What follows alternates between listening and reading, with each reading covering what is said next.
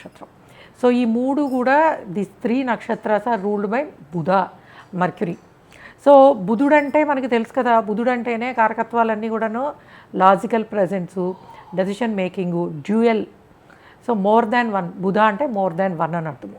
So అట్లానే బుధుడంటే మేనమామ, ఇది అది ఇంకా చాలా వస్తాయి. సో ఇటువంటి కారకత్వాలు ఆ నక్షత్రానికి కూడా ఉంటాయి అన్నమాట. అంటే నేచర్ ఆఫ్ నక్షత్రం ఒకటి ఉంటుంది, దాని అధిపతి అయిన గ్రహం యొక్క ఎఫెక్ట్స్ అనేవి చాలా ప్రామినెంట్గా ఉంటాయి అన్నమాట. సో ఇప్పుడు మనము ఈ 9 ప్లానెట్స్ కూడా ఆ బుధుడి నక్షత్రాల మీద ఉంటే ఎలా ఉంటుంది అనేది చూద్దాం. అండ్ బుధుడితోనే స్టార్ట్ చేద్దాము. బుధ అంద నక్షత్ర ఆఫ్ బుధ. బుధుడు నక్షత్రం మీదే ఉన్నప్పుడు బుధుడికి బలం ఎక్కువ ఉంటుంది.